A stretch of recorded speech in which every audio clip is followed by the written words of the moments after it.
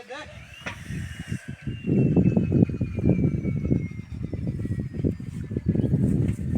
ଚଇ ବାଇଗଣ ସଂଗ୍ରହ କରି ବାଇଗଣ ଗଦାରେ ଢାଳିବା ପାଇଁ ନେଇକି ଚାଲିଲେ। ଆମର 3 ଜଣ ବର୍ତ୍ତମାନ ବାଇଗଣ ତୋଳିବାରେ ନିଯୁକ୍ତି ହୋଇଛନ୍ତି। ସେ 3 ଜଣଙ୍କୁ ମୁଁ ପରିଚୟ ଦେବାକୁ ଯାଇ ଆଜି କହୁଛି। ସେଥିରେ 1 ନମ୍ବର ତୋଳାଇଲେ ଭୀମସେନ, ଆଉ 2 ନମ୍ବରରେ ଅକ୍ଷୟ ପାତାଳା ସିଂ, 3 ନମ୍ବରରେ ମହାନ ବ୍ୟକ୍ତି ଶ୍ରୀଯୁକ୍ତ ଶତ୍ରୁଘ୍ନ ଜେନା। ସେ ବାଇଗଣ ତୋଳିବାର ମାଷ୍ଟର। ସେ ବାଇଗଣ ତୋଳାଇଲେ ମାନଙ୍କୁ ବର୍ତ୍ତମାନ ବତାଉଛନ୍ତି କେଉଁ ଟାଇପ୍ର ବାଇଗଣ ତୋଳିଲେ ଗଛଟି ସୁରକ୍ଷିତ ରହିବ ଏବଂ ବାଇଗଣ ଭଲ ଭାବରେ ତୋଳି ହେବ। ସିଏ ହେଉଛନ୍ତି ତାଙ୍କ ଭିତରେ ମାଷ୍ଟର। ଚଇ ରହିଛନ୍ତି ଖାଲି ବୋହିଆରେ। ସେ ଯେହେତୁ ବାଇଗଣ ତୋଳିବା ଭିତରେ ଗଛପତ୍ର ଭାଙ୍ଗି ପକାଉଛନ୍ତି, ତାଙ୍କୁ ବର୍ତ୍ତମାନ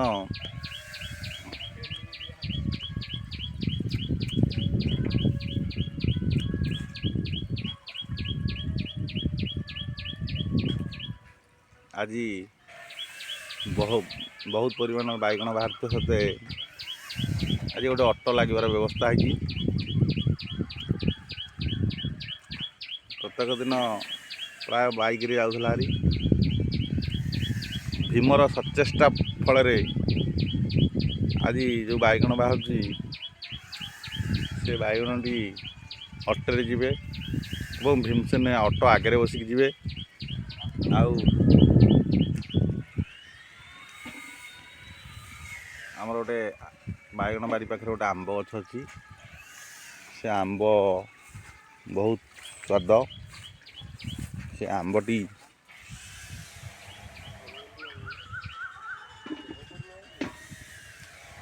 ଅଳ୍ପ ପରିମାଣର ଆମ୍ବ ଥିଲେ ବି ବହୁତ ସ୍ୱାଦ।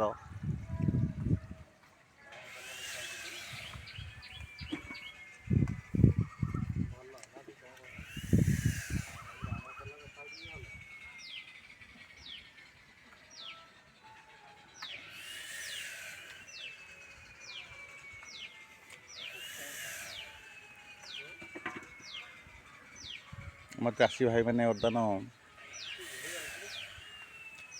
ବହୁତ ଖୁସିର ସହିତ ବାଇଗଣ ତୋଳୁଛନ୍ତି।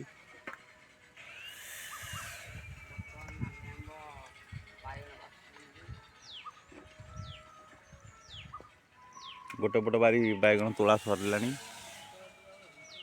ଆଉ ଗୋଟେ ପଟ ଆରମ୍ଭ ହେଉଛି।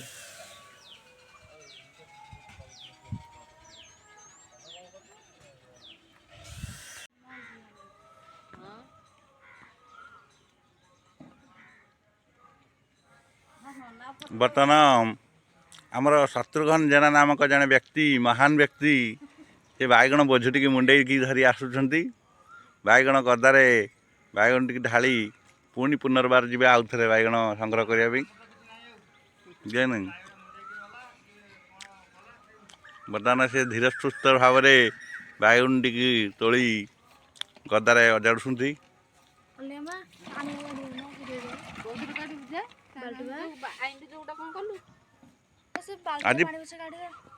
ଆଜି ତମେ କ'ଣ କହିବାର ଅଛି କୁହ, ମତ ପ୍ରକାଶ କରିବ। ତମେ ଏଇ ଯେଉଁ ବାଇଗଣ ବାଛିବାକୁ ଆସୁଛ, କେତେ ପରିମାଣର ପଇସା ପାଉଛ? ଆଚ୍ଛା, ତମେ ଖାଲି ପୋକରା ବାଇଗଣ ନେଉଛ ନା ନାଇଁ କିଛି ପଇସା ଅର୍ଥ ନେଉଛ?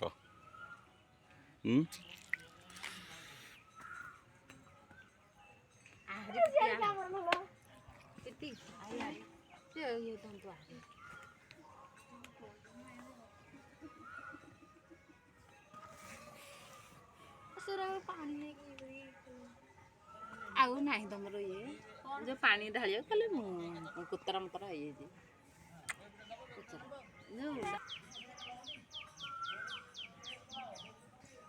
ତୋର କଲେନି ଦେଖିଲୁ, ଆମର କରିଦେଇକି ଅଛି।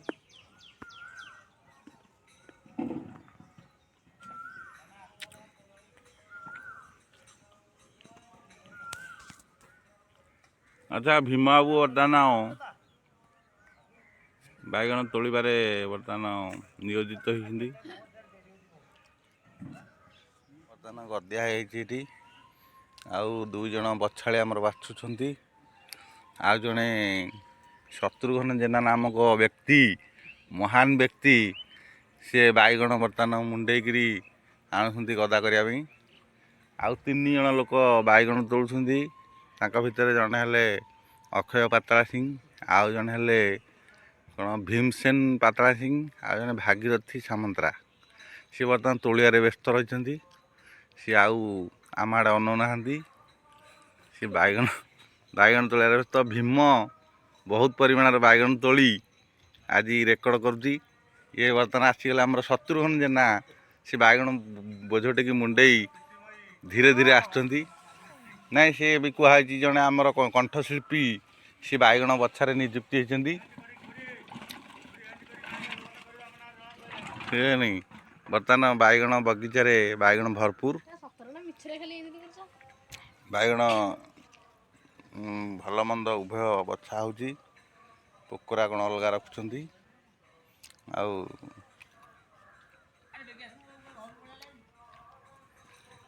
ସେ ବାଟରେ ଗୋଟେ ବାଇଗଣ ପାଇବା ସତ୍ତ୍ୱେ ସେ ବାଇଗଣଟିକୁ ସଂଗ୍ରହ କରିକି ନେଇକି ଯାଉଛନ୍ତି। ଆଉ ଏପଟ ବାଇଗଣ କାଲି ତୋଳା ହେଇଥିଲା, ଆଜି ତୋଳା ହେଉନାହିଁ। ହଉ, ଭଲ ହେଲା। ଆଉ ଜଣେ ଆମର ପୋକରା ବାଇଗଣ ଗରାକ ବି ଜାଣି ଆସିକି ପହଞ୍ଚି ଯାଇଛନ୍ତି। ସେ ଖାଲି ପୋକରା ବାଇଗଣ ନେବେ।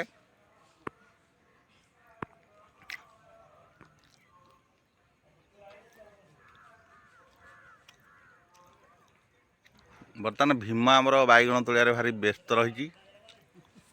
ଆଉ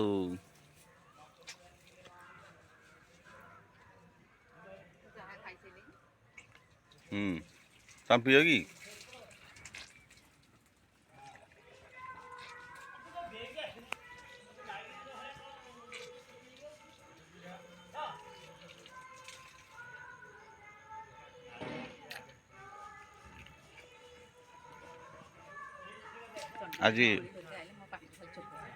ଆଜି ବାଇଗଣ 1 କୁଇଣ୍ଟାଲ ଭିତରେ ବାହାରିବ। ଆମର ପିଚିମୟୀ ବାଇଗଣ ବାଛିବାରେ ବ୍ୟସ୍ତ। ସେ ଜଣେ କଣ୍ଠଶିଳ୍ପୀ।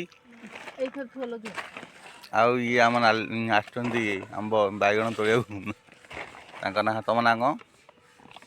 ଅହଲ୍ୟା ପାତାଳା ସିଂ। ସେ ବାଇଗଣ ତୋଳିବାରେ ବାଛିବାରେ ନିଯୁକ୍ତି ହେଇଛନ୍ତି। ମୁହଁ ବାଇଗଣ ଥୋଇବୁନି ହେଲା। ସେ ଯୋଉ ବାଇଗଣ କେତେ ଥୁଅ